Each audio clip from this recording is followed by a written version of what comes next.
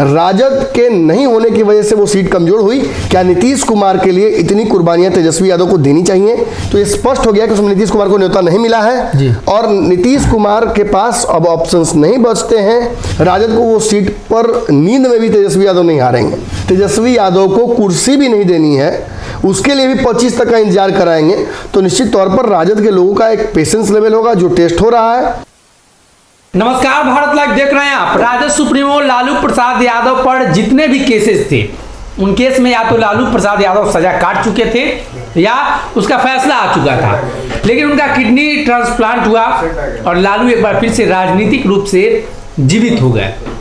और जैसे ही लालू प्रसाद यादव को लेकर ये खबरें फैली तो अब एक बार फिर से लालू पर पुराने जो केसेस थे उनका खुलासा होने लगा है। नए नए खुलासे हो रहे हैं और ऐसे ही एक केस है जिसमें लालू प्रसाद यादव टेंडर घोटाले में फंसते हुए नजर आ रहे हैं। उनकी बेटी रागिनी यादव भी इसमें संलिप्त है और ये मामला है तत्कालीन रेल मंत्री रहते हुए लालू प्रसाद यादव ने दिल्ली में डीएलएफ के माध्यम से एक फ्लैट और जमीन ली थी। मामला था कि रेलवे में टेंडर देने को मामले को लेकर उन्होंने ये घूस के तौर पर लिया था, या ऐसे कह सकते हैं कि लालू प्रसाद यादव को गिफ्ट में दिया गया था। विशेष डॉक्टर साहब बताएंगे कि आखिर लालू प्रसाद यादव का ये केस ओपन बार बार क्यों हो रहा है।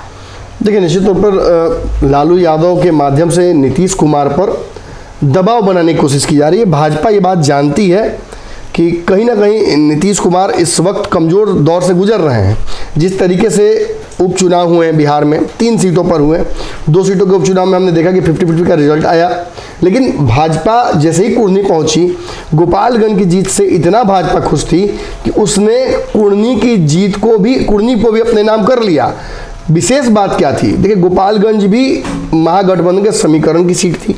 राजद को वो सीट पर नींद में भी तेजस्वी यादव नहीं हारेंगे।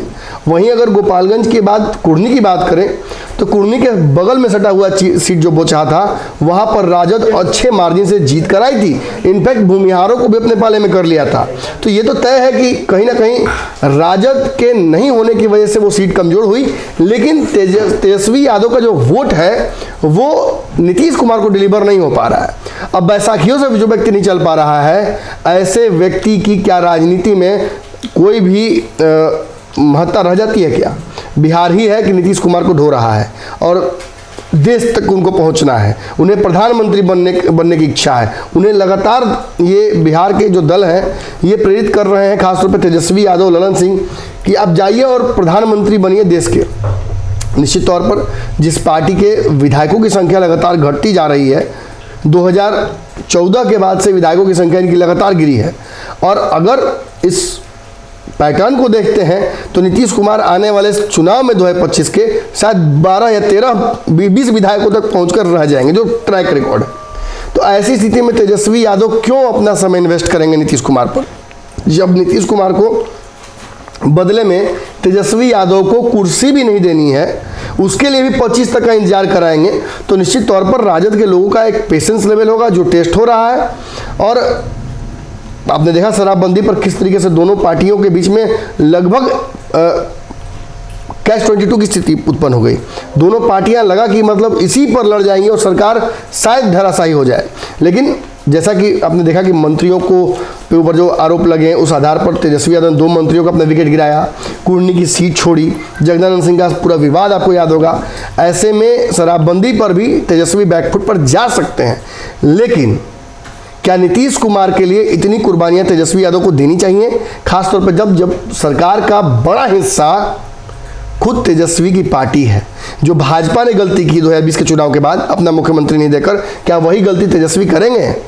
उससे भी बड़ी बात अब ये जान लीजिए कि क्या भाजपा बिहार में इस लड़खड़ाए हुए राजनीतिक समीकरण को इस तरीके से चलने देगी? मुझे नहीं लगता कि भाजपा किनारे बैठकर इस समीकरण को देखने की कोशिश करेगी, बल्कि भाजपा इसमें कूद जाएगी। और मैंने जैसे कहा था आपको कि लगभग 3-4 अलग अलग प्लान्स पर भाजपा काम कर रही है। उसमें से एक प्लान है तेजस्वी पर भी लगातार दबाव रखना। और तेजस्वी पर जब दबाव बनता है, लालू परिवार पर दबाव बनता है, तो निश्चित तौर पर पिछली बार भी आपको याद होगा यही रेलवे का मामला था और इसी मामले की वजह से तेजस्वी यादव को छोड़कर IRCTC वाला भागे थे नीतीश कुमार। तो फिर उसी मामले को खुलवा दिया। निश्चित तौर पर नीतीश कुमार की मनोस्थिति को समझा सकता है। पूरे देश के परिभ्रमण पर निकलने वाले थे, अब बिहार यात्रा करने जा रहे हैं।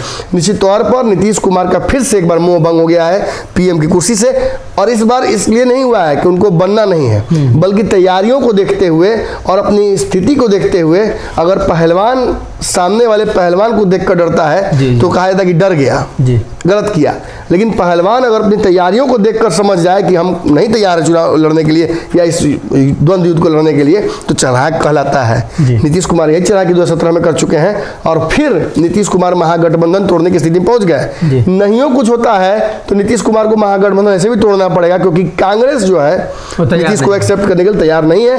नीतीश को ये बताया गया था लालू यादव की तरफ से, और ये ललन सिंह और तेजस्वी ने भी कहा था कि हम कांग्रेस को मना लेंगे, लेकिन कांग्रेस का बिहार यात्रा जब शुरू होने वाला है तो ये स्पष्ट हो गया कि उसमें नीतीश कुमार को न्योता नहीं मिला है और नीतीश कुमार के पास अब ऑप्शंस नहीं बचते हैं। निश्चित तौर पर वो अब रिटर्न टिकट या ऐसी किसी परिस्थिति के लिए तैयार करेंगे बिहार को जिसमें उनकी साख दाव पर ना लगे, बल्कि उनकी पार्टी थोड़ी मजबूत। तो कहीं ना कहीं लालू प्रसाद यादव के पुराने केसेस को खोला गया है।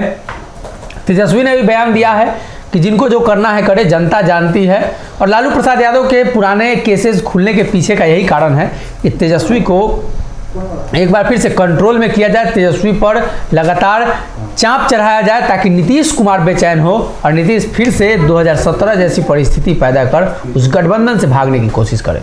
अगर ये वीडियो पसंद आई और वह बिहार के राजनीति और बिहारियत से सरोकार रखेनी तो सब्सक्राइब बटन दबा के चैनल के सब्सक्राइब कर ली। ओजे एगो घंटी बा, ओकरा बटन दबा देला से कुल सटीक और मारक खबर रुआ मुफ्त में मिल जाई। अगर रुआ पत्रकारिता के हमनी के नया प्रयोग में सहयोग कर चाहतानी तो ज्वाइन बटन दबा दी। पेटीएम नंबर नोट कर ली 9386816700। धन्यवाद।